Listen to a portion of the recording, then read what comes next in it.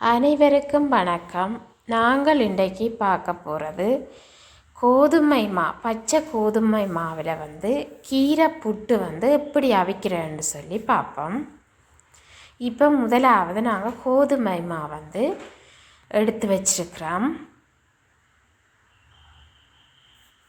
அதாவது நாங்கள் 2 சுண்டு எடுத்துக்கொள்வோம்.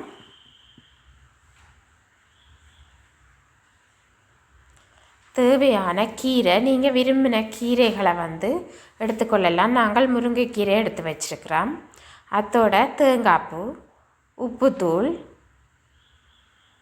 நன்றாக கொதிக்கிற நீரை நாங்கள் எடுக்க வேணும்.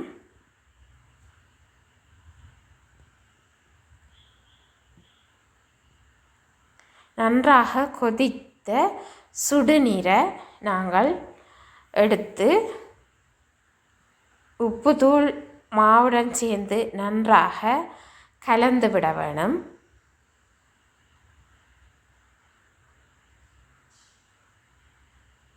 பின்பு கொதி நீரை ஊற்றி நாங்கள் நன்றாக கிளற வேணும்.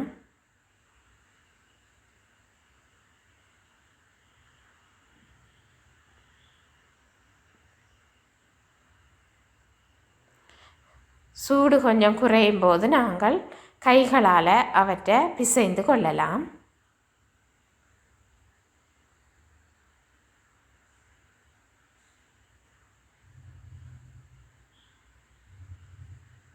கைகளால் நாங்கள் இவ்வாறு குழைத்தெடுக்க வேணும்.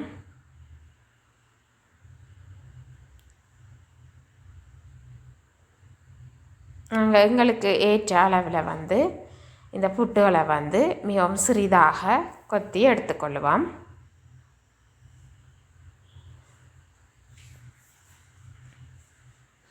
பின்பு அடுப்பை பற்ற வைத்து புட்டு பானையை நாங்கள் அடுப்பில் வச்சு சுடுதண்ணி நன்றாக கொதித்ததும் நாங்கள் எடுத்து வைத்த கோதுமை மா புட்டை நாங்கள் வச்சு அவிக்க போகிறோம்.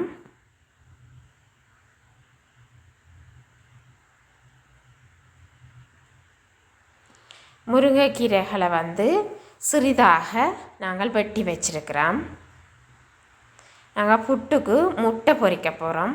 அதாவது நாட்டு முட்டை 2 எடுத்துருக்கிறோம். அவற்றை உடைத்து ஊற்றி அவற்றுடன் வெட்டிய வெங்காயம், பச்சை மிளகாய்,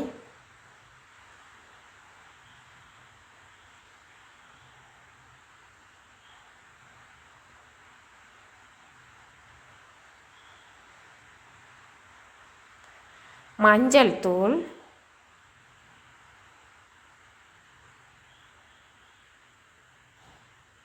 கறி மிளகாய் தூள், உப்புத்தூள், பெருஞ்சீரகம்,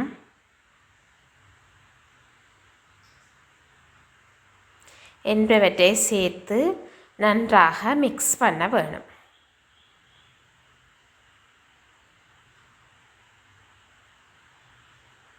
பின்னர் கருவேப்பிலை சேர்த்துக்கொள்வோம் சிறிதாக வெட்டி. தாச்சியில் நாங்கள் நல்லெண்ணெய் விட்டு நீங்கள் தேங்காய் எண்ணெயும் சேர்த்துக்கொள்ளலாம். நல்லெண்ணெய் 2 ஸ்பூன் அப்படி விட்டுட்டு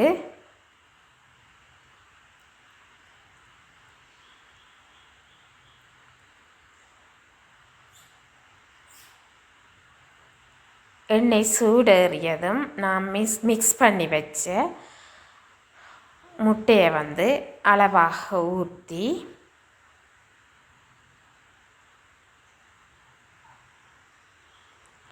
அவற்றை நாங்கள் பொரித்தெடுக்க வேணும்.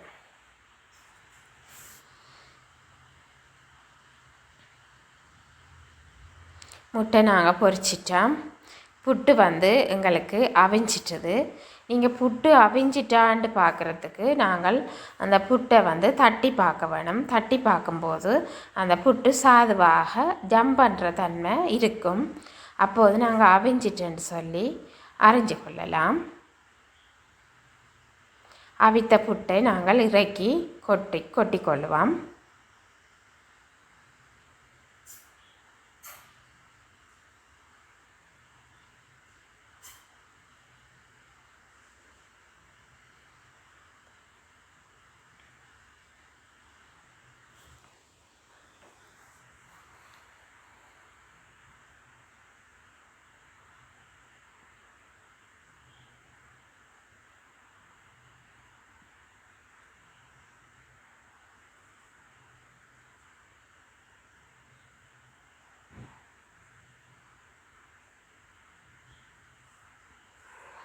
பின்னர் புட்டுடன் தேங்காய் பூவை சேர்த்துக்கொள்வோம்.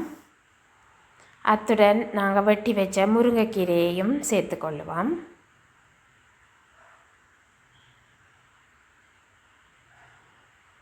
நாங்கள் நன்றாக கிளறி விட வேணும்.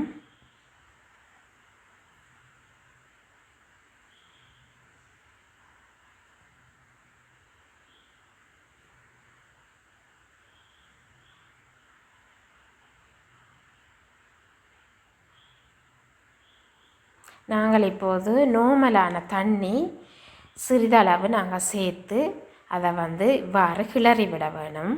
முதல் சுடுநீர் சேர்த்து நாங்கள் 2ஆம் தரம் நாங்கள் நோமலான தண்ணி சேர்த்து அவற்றை நன்றாக கிளறி பின்பு நாங்கள் நீத்துப்பட்டியில் அள்ளி அவற்றை அவிய விடலாம். இந்த புட்டு பூசணி மிக்கதாக காணப்படும். அதோட மிகவும் டேஸ்டாகவும் இருக்கும். இப்போ முருங்கைக்கீரை சேர்க்கிறபடியாக அதில் இரும்பு சத்து, அதோட முட்டை பொரியல் நிறை போசனை கொண்டது. அப்போ நாங்கள் காலை உணவுக்கு பயன்படுத்தினோம்னு சொன்னால் மிகவும் போசனை மிக்க உணவாக இவற்றை நாங்கள் செய்து பயன்பெற்று கொள்ளலாம். இந்த உணவு உங்களுக்கு பிடிச்சிருந்ததுன்னு சொன்னால் என் சேனலை சப்ஸ்கிரைப் பண்ணுங்க. அது ஒரு வகையில் எங்களுக்கு சப்போர்ட்டாக அமையும். நன்றி.